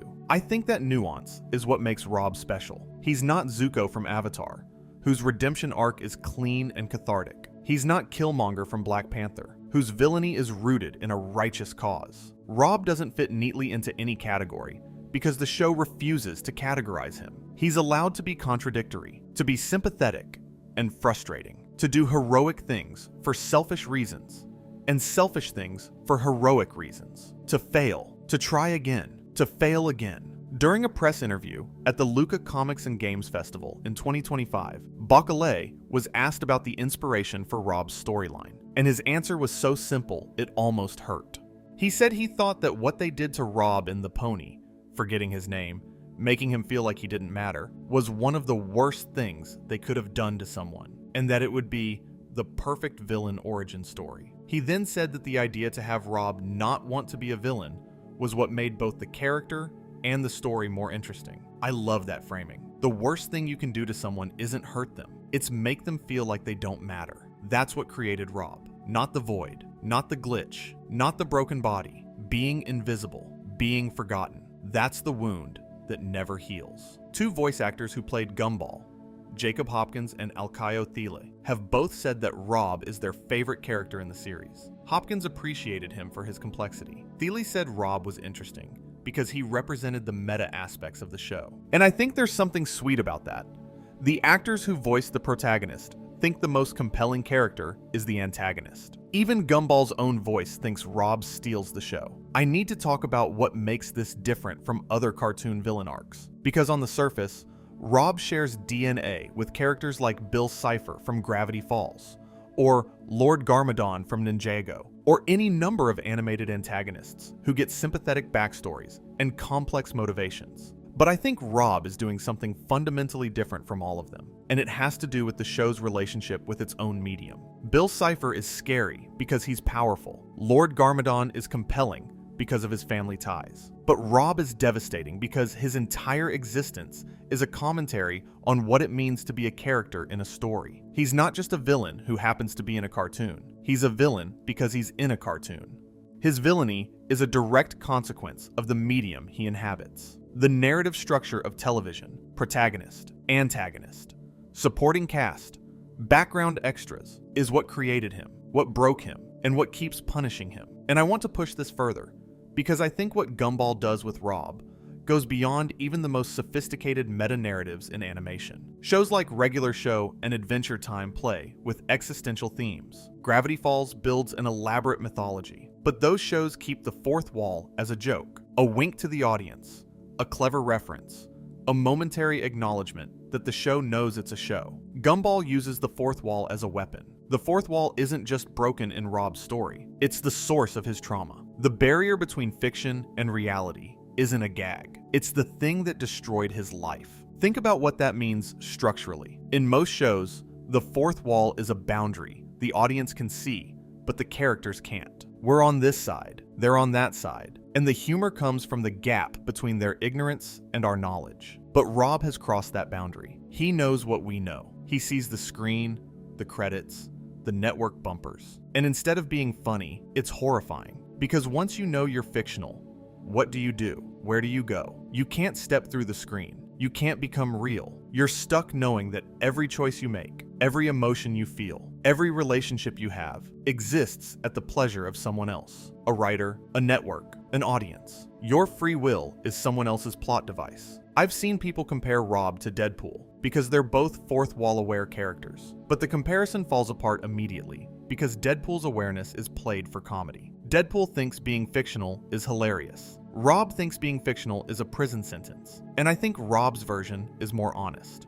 Because if you really, genuinely knew that your life was a story someone else was telling, that you could be written out at any time, that your suffering exists to entertain someone, that the universe literally doesn't revolve around you, you wouldn't laugh about it. You'd be terrified. You'd be furious. You'd be Rob. And actually, you know who Rob reminds me of more than any other fictional character? Not another cartoon villain, not another meta-aware comedy character. He reminds me of the characters in DC Comics' Limbo, a dimension in the DC universe where forgotten characters go when writers stop using them. Characters who used to have their own comic books, who used to be heroes with fan bases and story arcs and futures, but who fell out of fashion or were replaced by newer, shinier versions. They sit in limbo, aware that they used to matter, unable to do anything about it.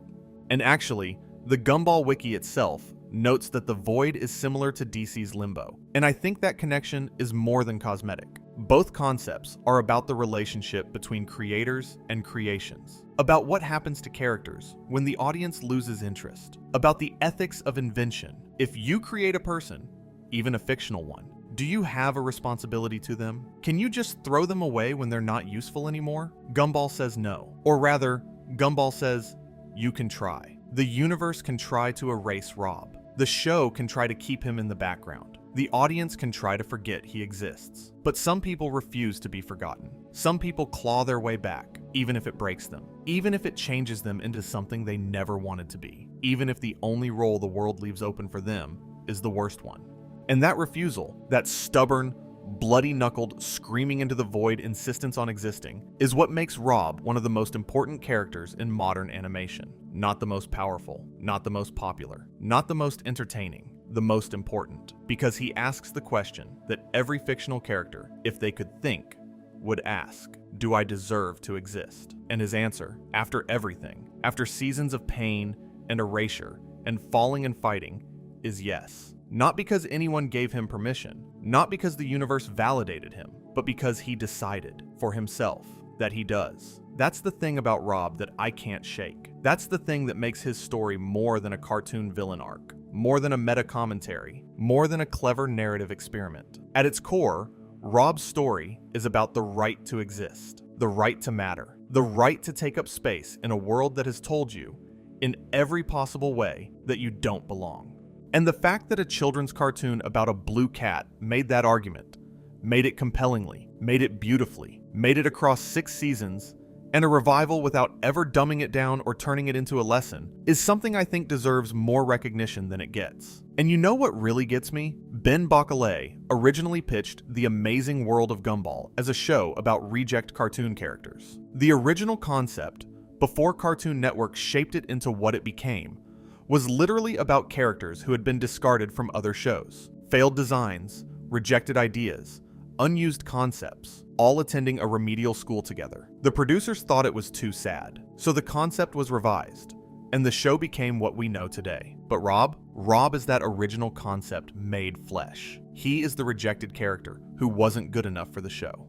He's what Gumball was always going to be about, lurking underneath the comedy and the chaos, waiting for someone to notice. And here's a thread I want to pull on, because I think it connects to something bigger about the show's DNA. Elmore itself is a town made of rejected things. Think about the character designs. Gumball is a cat, but he exists alongside a ghost, a balloon, a piece of toast, a cloud, a cactus, a dinosaur, rendered in CGI, and a living chin. The backgrounds are photographs of real-world locations, streets in London and San Francisco, mostly, onto which these cartoon characters are composited. The entire visual language of the show is about collision, about things that don't belong together, being forced into the same space, and somehow making it work. Rob is the one character who couldn't make it work. He's the thing that the collision rejected.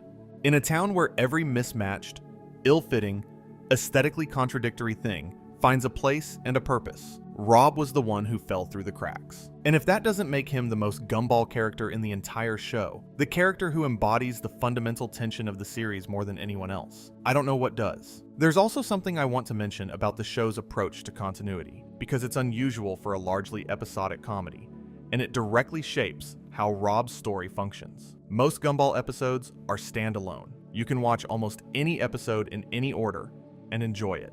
The show resets at the end of every 11 minutes. Injuries heal, relationships revert, the status quo is restored. But Rob's episodes don't work that way.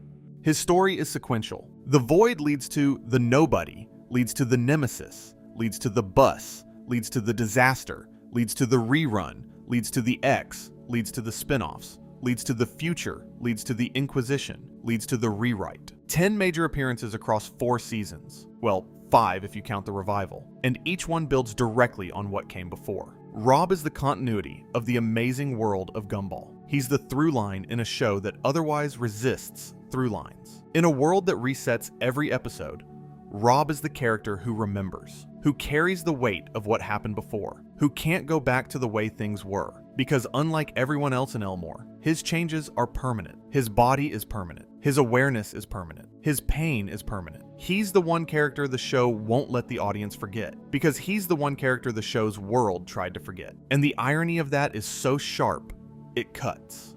And eventually, someone did. In 2025, 7 years after the original series ended, the wonderfully weird world of Gumball premiered. The revival, the continuation, what was technically season 7. And the first thing the fandom wanted to know, the thing everyone was desperate to see, was what happened to Rob. The answer came in the season 7 finale, the rewrite. And I'll be honest with you, when I watched this episode for the first time, I cried. Not because it was sad, although it is in places, but because it was kind. After everything the show put Rob through, after years of punishment and erasure and falling, the rewrite is kind to him. It gives him something he never had before. Not a happy ending exactly. Something better, a purpose. Here's what happens. The episode reveals that when Rob fell into the void at the end of the Inquisition, he didn't keep falling forever.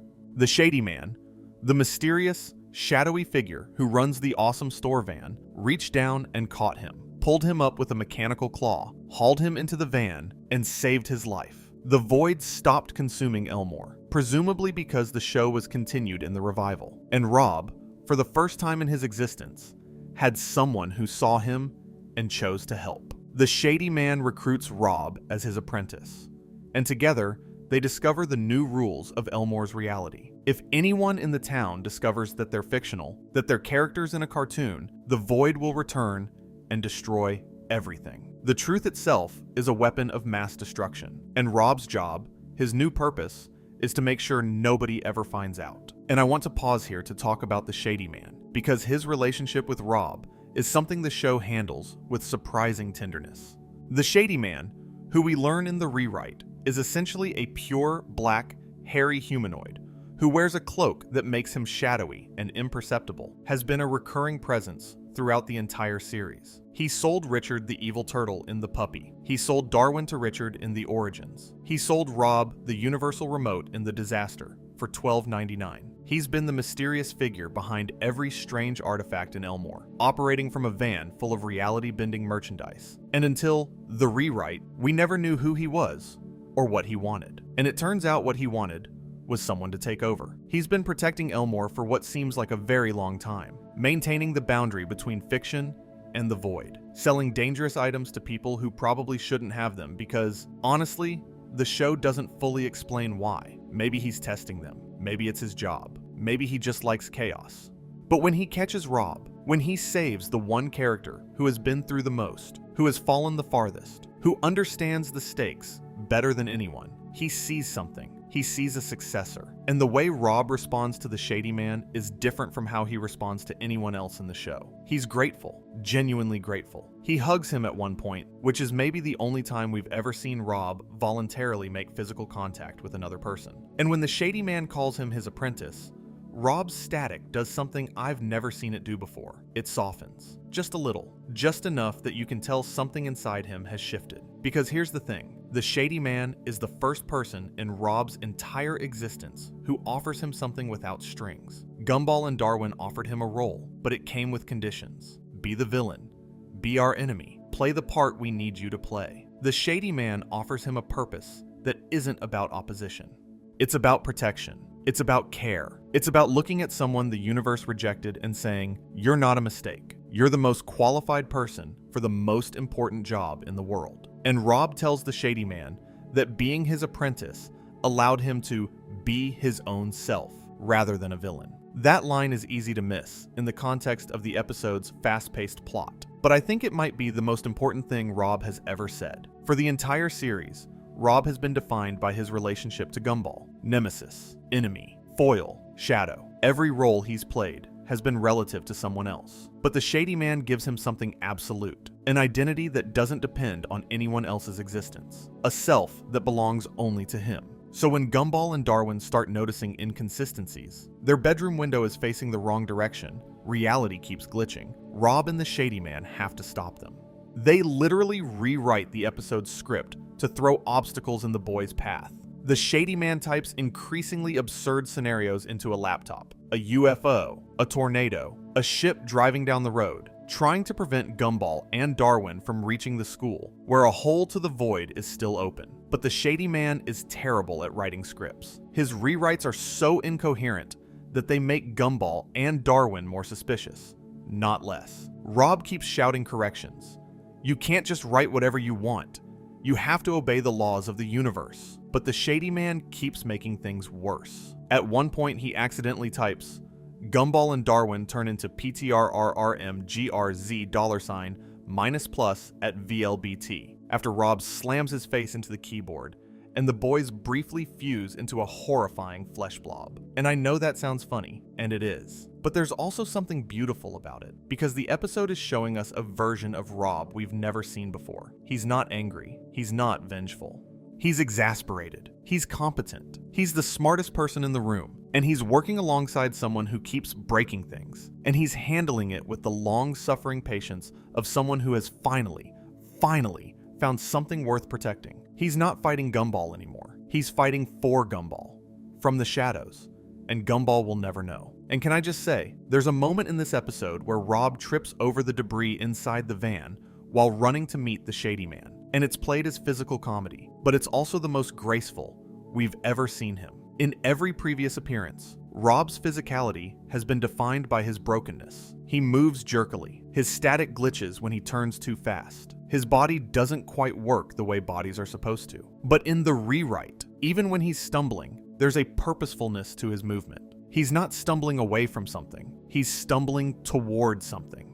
And that difference between running from and running toward is the whole arc of his character compressed into a single animation choice. The episode also does something really interesting with the way Rob and the Shady Man interact as a writing team. They're literally sitting in the van, collaborating on a screenplay. The Shady Man typing on a laptop, Rob looking over his shoulder, both of them trying to figure out how to structure a plot that will keep the protagonists distracted. And there's this almost domestic quality to it. They bicker. They disagree about methodology. The Shady Man is impulsive and sloppy. Rob is careful and detail-oriented. They're like two comedy writers in a writer's room who can't agree on anything, but are stuck with each other because the deadline is in an hour and the studio is breathing down their necks. And I think the show is making a sly comment about its own creative process here.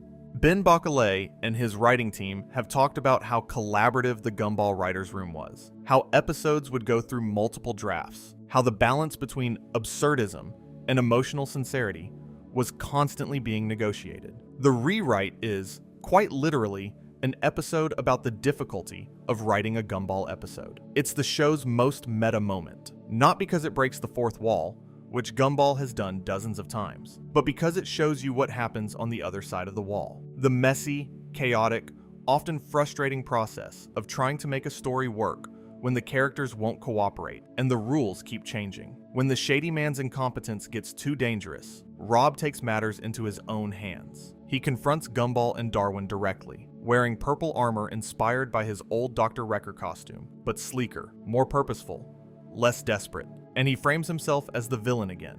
He rewrites the narrative of the Inquisition, so that instead of the truth, that Elmore is fiction and the void is coming, the story becomes Rob was behind everything. Rob was the bad guy all along. The strange events, the transformations, all of it was just Rob being Rob. Nothing cosmic, nothing existential, just a villain doing villain things. He volunteers to be the villain, not because he's forced to this time, not because it's the only role available, but because it's the only way to protect the people he used to try to destroy. If Gumball and Darwin believe that Rob is responsible for the weirdness, they'll stop digging. They won't find the void. They won't discover the truth.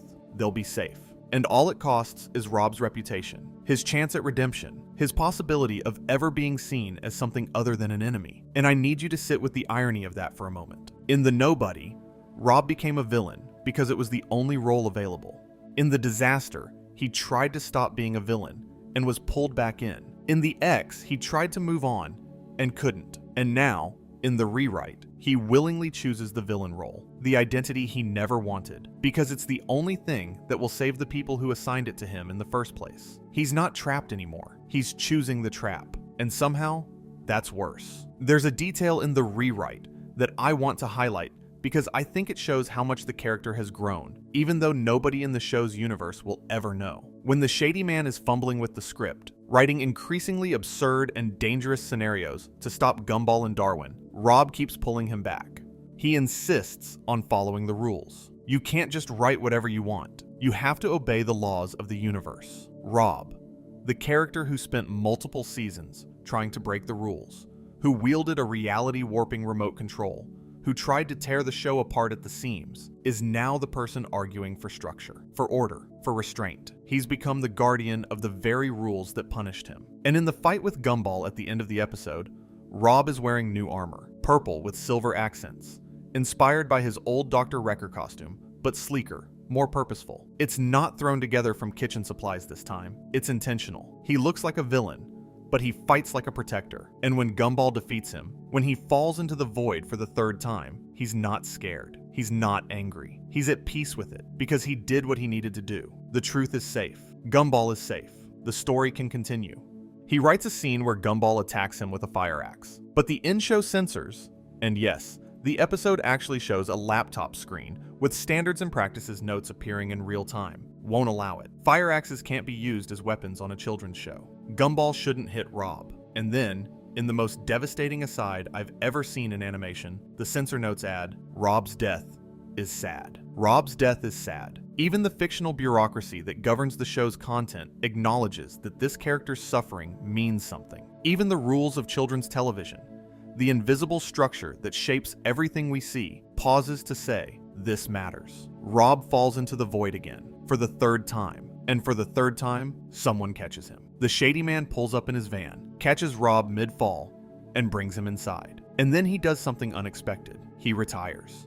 He gives Rob his cloak, the black, shadowy garment that makes the wearer imperceptible, invisible, existing outside the narrative. And he tells Rob that his job is done. The shady man bought himself a retirement in paradise with the money from all the mysterious items he sold over the years. He's leaving, and in his place, Rob will take over the awesome store. Rob becomes the new guardian of Elmore, the invisible protector, the person behind the curtain, keeping the world safe by keeping the truth hidden. And when the shady man opens a door in the van and steps into a beautiful, sun-drenched landscape, and Rob asks what he should do if things go wrong, the shady man just says, "Push the button in the middle of the wheel." He presses it, teleporting Rob and the van back to Elmore, and wishes him good luck. The episode ends with Rob, alone in the van, wearing the shadowy cloak, looking out at Elmore. The town is safe. The void is contained. The truth is hidden. And Rob is exactly what he always was. Invisible, unknown, watching from the margins. But now, for the first time, it's by choice. He's not a mistake. He's not a background character. He's not a villain. He's the person who protects the story by staying outside of it. He matters. He just can't let anyone know. And I think that's the most bittersweet ending I've ever seen in animation. There's something I want to say about the significance of the cloak, because I think it's the most symbolic object in the entire show. The shady man's cloak makes the wearer invisible, not just physically, but narratively. It puts you outside the story, behind the scenes, in the margins. For the shady man, it was a tool of commerce and control. But for Rob, it's something else. It's the thing he feared most, becoming the thing he needs most. Rob's entire arc has been about fighting invisibility, about refusing to be unseen, about screaming "I matter" into a universe that keeps saying "you don't." And now, at the end of everything, he puts on a garment that makes him invisible by choice. He stops fighting to be seen. He stops demanding recognition. He accepts that the best thing he can do for the world is to disappear from it. Not because he doesn't matter, but because he matters so much that his visibility could destroy everything. And that's a kind of heroism that I think is deeply, profoundly adult. Kids' shows usually define heroism as stepping into the spotlight, standing up, being seen, being brave in public. But Rob's heroism in the rewrite is the opposite. It's stepping into the shadows. It's the heroism of the anonymous, the heroism of infrastructure, the people who maintain the systems we depend on without anyone knowing their names, the teacher who stays late, the janitor who keeps the building standing, the person who holds it all together and never gets thanked. Rob isn't Spider-Man.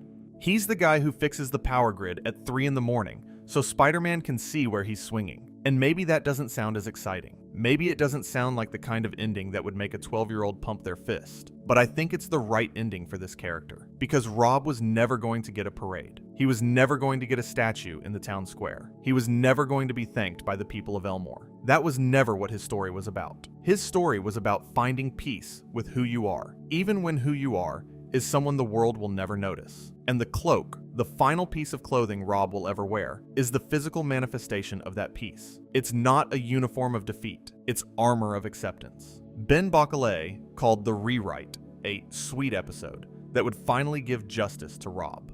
He described it as concerning the meta aspects of the Gumball universe and giving Rob a fun new direction. In an interview with Telltale TV, Bacalé said that going into the Gumball movie, which is still reportedly in some form of development, with major reworks and script rewrites, Rob's family history will likely be explored in addition to his main motivations. And then Bacalé said something that I think might be the single most important quote about this character.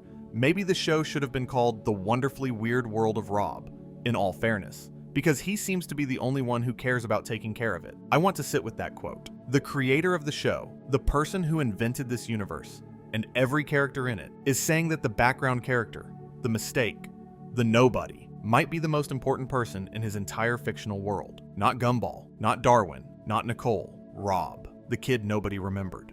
The villain nobody asked for, the guardian nobody sees. And I think The Rewrite also earned its recognition from the industry. The episode won the Best TV/Media Children Award at the 53rd Annie Awards, which is one of the most prestigious honors in animation. The show that scored a perfect 100% on Rotten Tomatoes for its revival season gave its most significant award-winning episode to the resolution of Rob's story. Not a Gumball episode, not a family episode, a Rob episode. Even the world outside the show, our world, the real one, acknowledged that this was the story that mattered most. And the fact that Maxwell Kaiser now voices Rob in the revival, replacing Charles Phillip from the original run, adds another layer. Rob's voice has changed again. First, it was his own. Then, it was David Warner's theatrical British villain. Then, it was back to his own, smaller and angrier. And now, it's someone new entirely.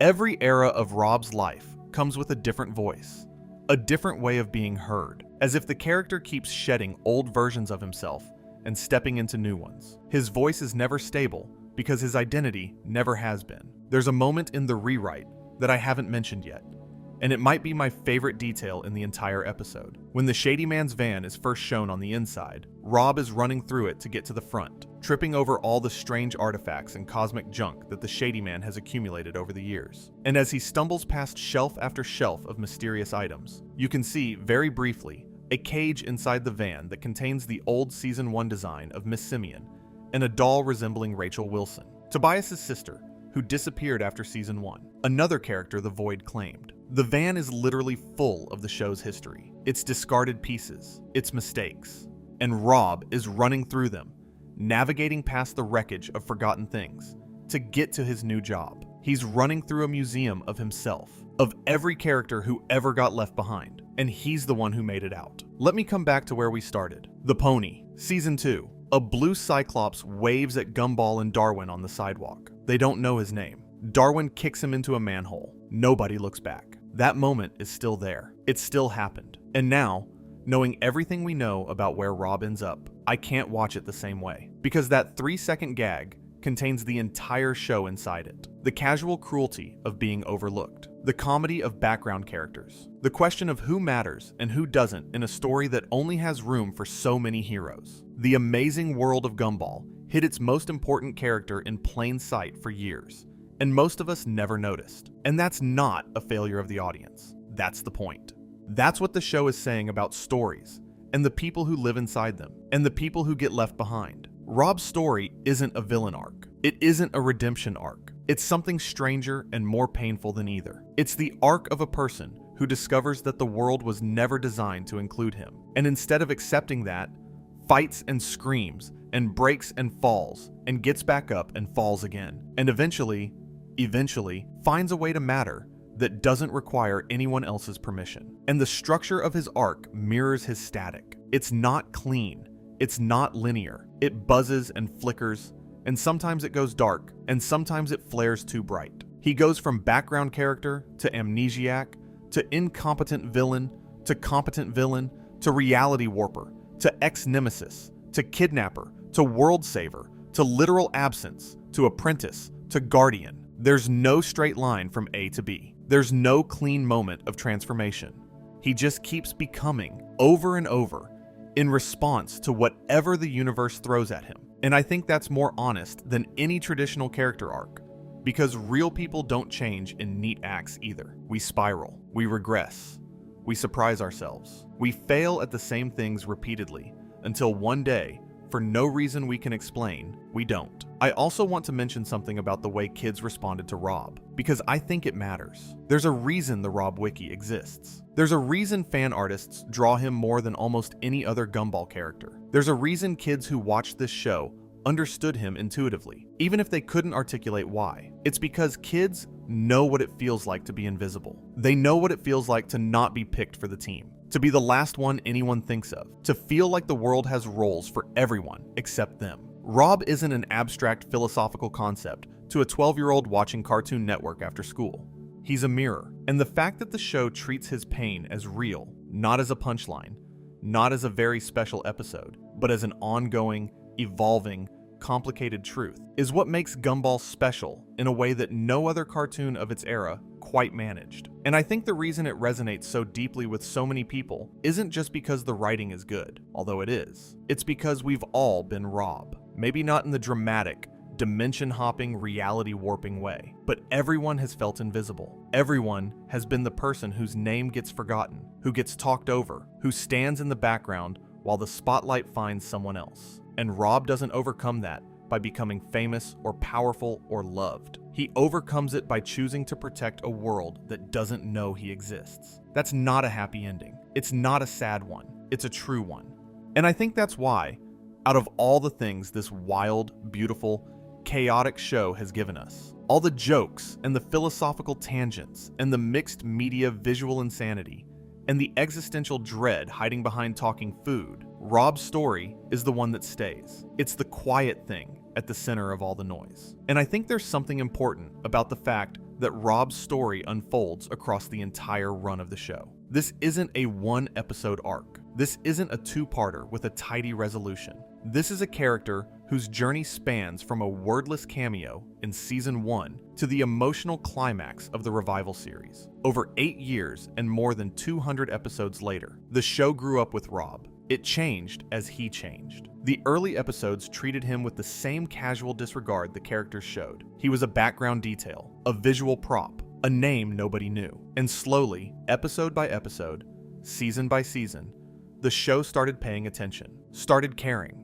started seeing what was always there. And in a way, that mirrors our experience as viewers. We didn't notice Rob the first time either. We watched The Party and The Fight and a dozen other early episodes, and our eyes slid right past the blue Cyclops in the crowd, just like Gumball's did. We were complicit in his invisibility. We were part of the system that erased him. And then the show turned around and said, look at what you did. Look at what we all did. And look at what he became because of it. That's storytelling at its most powerful. Not telling you a moral, showing you your own participation in the problem, and then making you feel the weight of it. I keep wondering what would have happened if someone had noticed Rob in the void. If Gumball had turned his head at the right moment. If Darwin had looked back. If Mr. Small had been a little less focused on finding Janice. Would Rob have been rescued alongside Molly?